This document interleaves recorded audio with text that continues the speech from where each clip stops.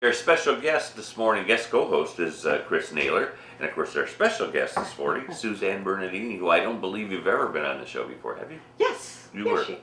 I remember being on it. When I was a candidate. When you were a candidate, yeah. Running for school board. That's right. How's that going now, the school board gig? Is that everything? It's challenging, but it's just a wonderful opportunity, and I'm enjoying it immensely. Yeah, good for you. I watch your meetings on television. And yeah, you're doing a good job. You're doing a very good job. Thank you. Suzanne emailed me the other day and said they were having a special event coming up to honor the new superintendent who will be replacing Kent Houston.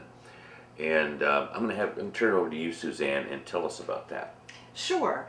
As many of you know, our past superintendents have usually come from within the system, and therefore many people in the community knew Rich Phil, Mary Zappatelli, Keith Timmons. But because we have hired a gentleman from outside the community, we thought it would be a great opportunity to invite the community to come and to meet Mr. Notar. And the event is going to be held on Tuesday evening, that's a week from tomorrow, August 12th, at 7 p.m. in the high school cafeteria. We also are having an early reception where we are inviting all school employees and their families to come a little early and meet with Mr. Notar. And then at 7, the public part of the reception will start, and we're inviting all school district families, the community, and any friends of education across Ashtabula County to come and to meet Mr. Notar. Okay, this again will be a week from tomorrow. That would be August 12th. And so, in other words, the school district employees will be earlier from 5:30 till 7. That is correct. And then at 7:30, you're going to have a little presentation? Yes, at the early reception, we will be doing some greetings from the administration and various staff members.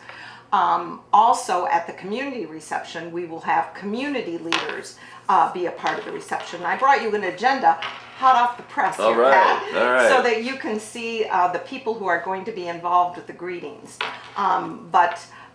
We have Joe Morawski from the County Commissioners, Nick Church from City Council, Chris Breck, Jerry Orlando from the Conneaut Education Foundation, and we're also involving students, which I think is real important. Dawn Zappatelli, of course, as hostess of the event at the high school, she'll be welcoming everybody as well. So all board members will be there, and again, we're inviting the community to come in and enjoy some light, as I say, chocolate refreshments. Should we bring cookies when we go? No. Our good friends over at Waters Catering are making some little mini chocolate desserts, and it's going to be a very nice affair. Tell us about Michael Notar. If you would be my liaison and get him on the show, I'd like to introduce him. I think he would be more than happy. Maybe you could come back and he would be more than happy to come What on the was show. it about him that made you think this is the one? Well, first let me say, we have to say thank you to John Rubisek, the county superintendent, and Kathy Simonero, who is supervisor of personnel at the county level. Many people know Kathy and John, and they did an excellent job in facilitating the search. They did. I guess I didn't know this. I didn't know. Yes, they ran the search. In other words, they became the clearinghouse for all the resumes. Then those resumes were passed on to members of the board, and then we interviewed our top picks. And then from those top picks, we had finalists come back for a second interview. And of course, Mr. Notar was part of that second interview. Now, where's he from? He actually was born and raised in Brookville, just down Route 7. Yeah. And he currently is superintendent. Well, he's currently our superintendent. He took over Friday, August 1st, was his first day. But he previously served as superintendent of Warren City Schools. He also worked at Brookfield. He's been a teacher, a principal, and a superintendent. So he came with a good background and a good experience in education. Did I read, Suzanne, that he really wanted to kind of come to this kind of area because of the population, that sort of stuff, that reminded him of his old days or something? Well, his old days. No. He's not that old, Pat. No, As old as he that. could be my son, actually. Yes, We can talk about wait a this minute, later. all of our sons, I think he could be. But he, because he was raised in Brookfield, he really liked that small community. Warren City Schools is a tough place to be an administrator. And I think he wanted to get back to a small community where he would know the families and know the community and be supportive of activities in the community. Okay. So that was a great match. So too, will and he be that's why- moving to the community? Oh, yes. Okay. I Yes. think that's prerequisite. Now, are you allowed? I'm not sure. If he No, is. Richville lived in Kingsville. So now, are you? I know in interviews there are certain things you're not allowed to ask, but like, is he married? Does he have children? Can we know those personal things? He is going to bring his children to the reception. Okay. He has a 17-year-old son who's going to be a senior and a 13-year-old daughter. So they will be going to the schools here. No, they go to schools in Boardman, and Okay. they live with their mother. Okay. But they spend lots of time with their father. Mm-hmm. And so I'm sure he's going to be looking for a place that will accommodate his family. And We're talking very about a gentleman excited that's probably about in that. his 40s. Is that what it, I think that's true. I because think you have kids that young. I mean, yes, I think the paper reported 45. Ah, okay. Well, it was good old days then. One of those questions we don't ask. You Chris. can't- You're that's not what- allowed to ask. I mean, But the newspaper. I can, Yes, but I right. get away with it. Right, right. Suzanne, so you're very happy with the selection of Yes, Michael. I am. Yes, I am. His experience in those communities, especially in Warren, he was active in United Way. He's very supportive of athletics. He's been a coach. He is, like I said, from a classroom teacher, a principal, a superintendent, and he's well-rounded in the field of education. Now, the board has extended a contract to Kent to kind of help the transition period until the end of the year or something. Yes. Before he, And I must admit, Mr. Houston has been very gracious. He took on his new role as an assistant administrator. how's he accepting it? I mean, he was the boss there. I mean, I'll miss his He's phone probably calls. But really- he's ready to move on. He's been ready doing to it for a retire long and to time. and to move on. Yeah. And he's been very supportive. And of course, when I came on the board 3 years ago, I was pleasantly surprised with Mr. Houston's work ethic and his financial handling of the district. We were, I think, the only district that was operating in the Excellent. black. excellent. And his dedication and his work on the SPARC complex Oh, was yeah. just phenomenal. So he You know, has that- a lot that- to be proud of. That gentleman never failed to call me in the mornings. Like he'd call me 4:30, 5 o'clock. Pat, there's a lot of snow out there. It's bad out. We're going to close today. And he had to do a lot of closings, I think, this past year because Yes. it's such a bad winter. Yes. But he always, and he would make appearances here on the show. He was always gracious, and I liked Ken Houston. Some people had problems. I liked him, and I thought he did a good job. Well, there are people that approve and there are detractors for anybody that's in any kind of a position of Right. authority. You know, I mean, he had to make a lot of hard decisions. Mm-hmm. And bottom line is, keeping the school district in the black, he did a phenomenal job with Yes, that. he did. Yes, he did. You know, Chris. because this community is, you know, not a wealthy community, but we still want our students to have a quality education. I bet that this new superintendent was delighted to see SPARC. I mean, that has to be, It was. Well, that it- track is absolutely it's, beautiful. I've been I know. walking it, it's phenomenal. Me too. Of course, the track is very near and dear to me. I don't know if you did walk the track. There's a banner over there in my husband's Right, I memory. saw that. Our children gave money to the SPARC complex because Okay. they were both on the track team. Okay. And speaking of the track, that's another a community event that's Right. coming up on August 29th. They're having a grand opening and ribbon cutting.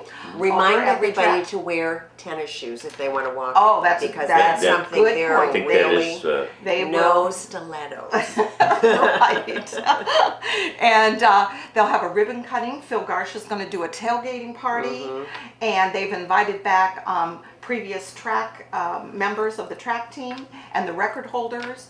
And I know both of my children are going to be attending. Good. And it's just very, very exciting for the community. And yes, Mr. Notar was absolutely just, he was so surprised, Right. to say the least, but just so impressed with Well, this if you- community effort. If you think about it, Suzanne, and I've known you a long, long time, we remember the old stadium, Christy does too, and how dilapidated it was.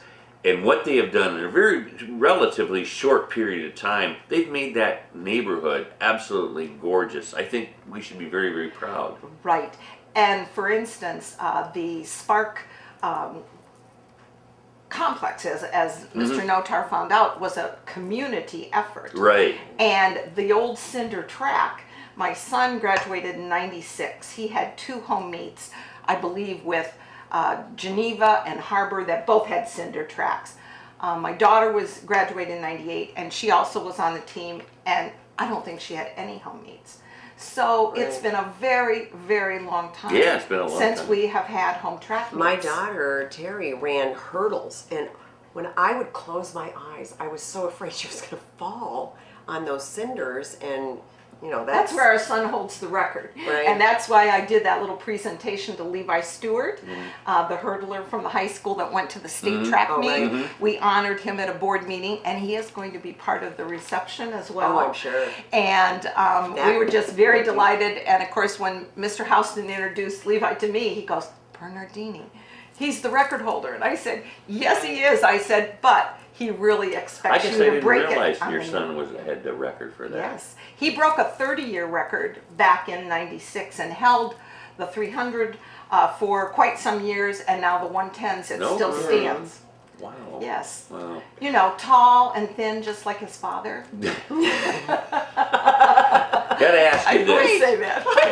Yes, I say when our course. son is like 6'4" and my husband's 5'9", I go, he looks just like you, Bob. Chuck takes after your dad.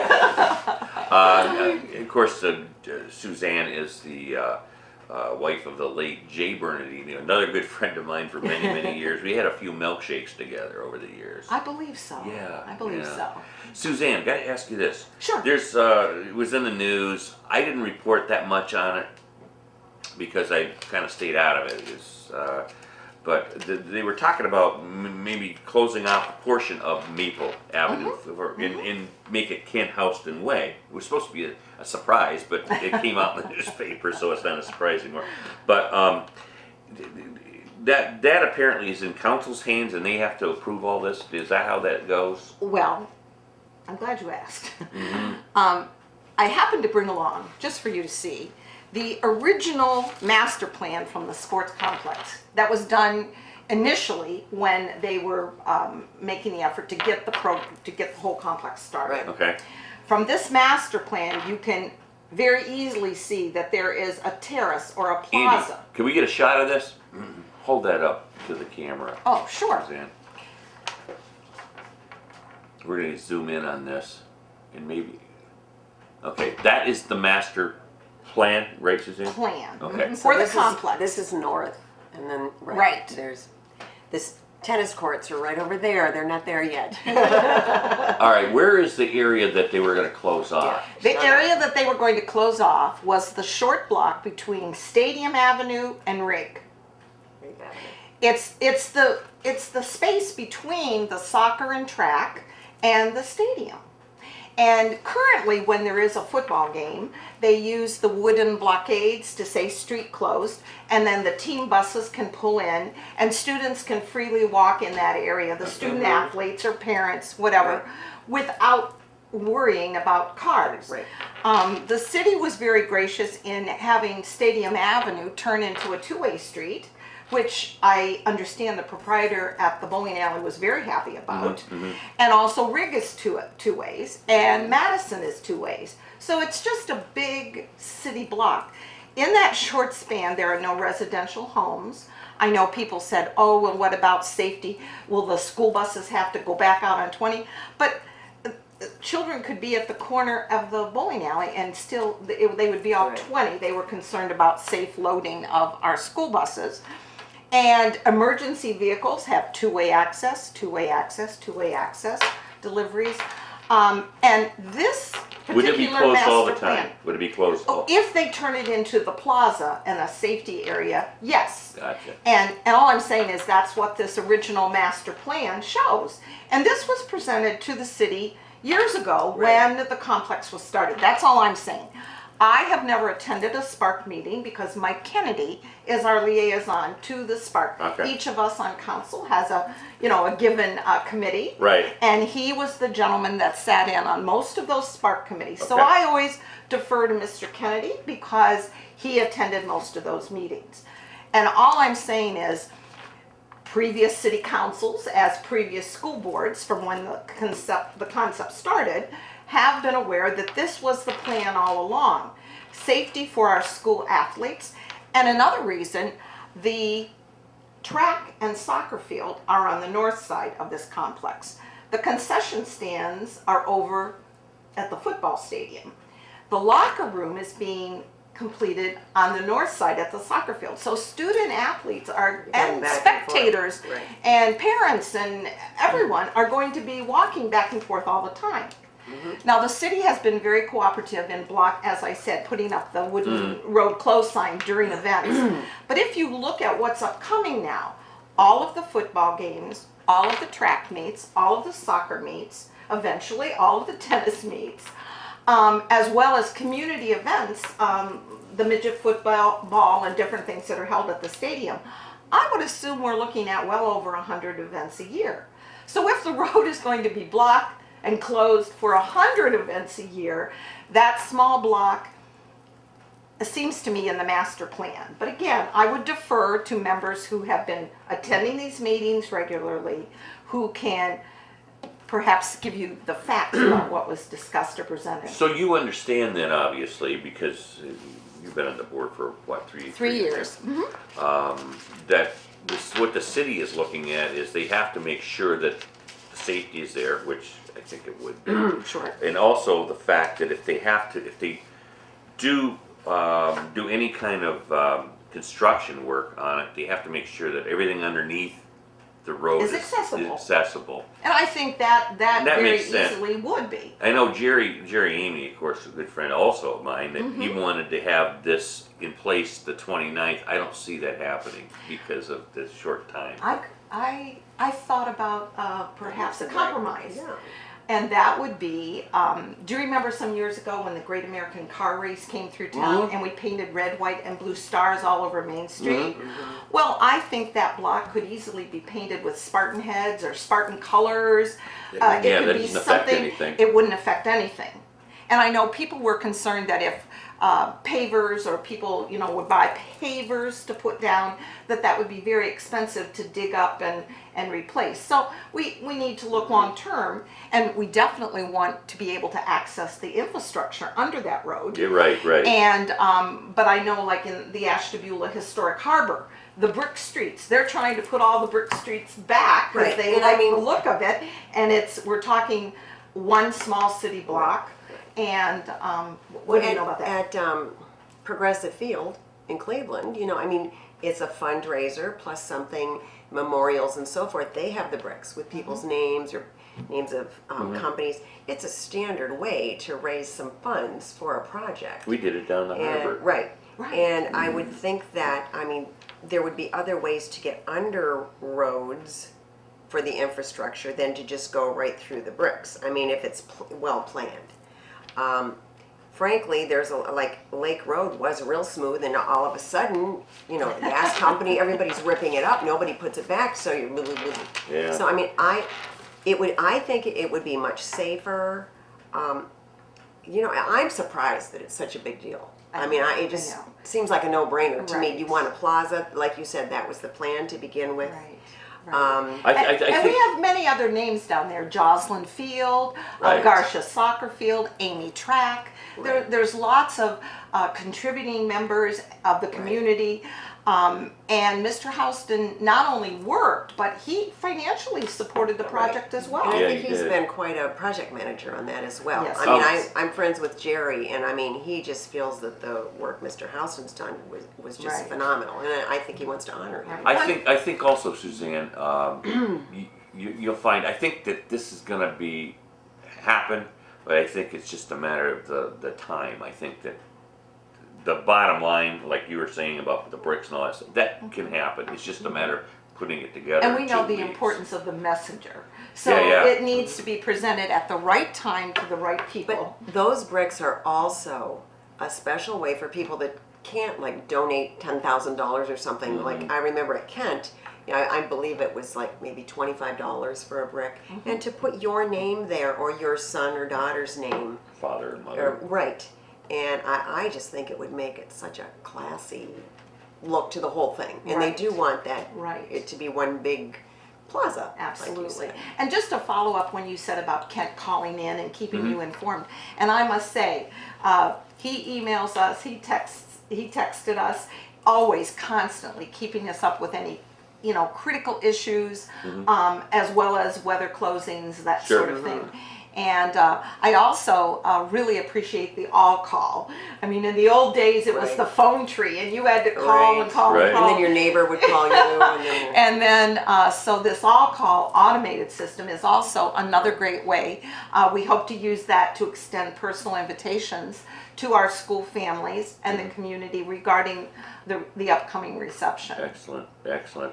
there's just one other thing, if you don't mind, I'd like to share Okay. with, you know, like I said, I've been walking the track, Mm-hmm. and as you walk in, there's a list of bulleted, you Yes. know, rules, Yes. which there should be. And one of the things that I don't think people are reading, because it's like the third bullet, they really don't want the community walking on lanes 1 and 2. And I asked them about why is that? Well, it will extend the life of the track by like 8 years if you keep people off those inside lanes, because those are the Think ones of that are those, right, for used any of the most distance often. running or Right. any of the relays. Once you pass and you're allowed to cross lanes 1 and 2 Right, are become used. very much used much more than the And others. the great thing So- about our track will be, we'll have lanes 3, 4, 5, 6, Right. 7, and 8. Right. We'll have lots of space to walk on. Right, so that's just something, I don't think people, I don't think they're just disobeying the sign, I just don't think they Understand. or that. read it. Right. You know, it's right. It's the same thing at a lot of the. I ran into a former Conneaut graduate who lives over in the Mentor area, and they too put in a track. And she said, but people forget, but she was on the track team also, Right. that you shouldn't walk on lanes 1 and 2. But that's the reason. It makes perfect Right. sense, and we definitely want to extend the life of that track. So we want everyone to be good stewards because, again, it's a community effort, and we are encouraging community members to walk, run, and utilize that space. All right, we're doing a test now that means that we have no volume here locally, but that'll be over in just a second. It's Okay. the weather test. What I'm gonna have you do, Suzanne, is when we go out of this, there, I think we're okay now. Hopefully that won't happen again. I'm gonna have you go over that one more time on the reception. Yes, because I have a couple of tidbits to share. Okay. Go ahead. Oh, we're back on. Yeah. We're back on with sound. I guess we're okay. Oh, okay.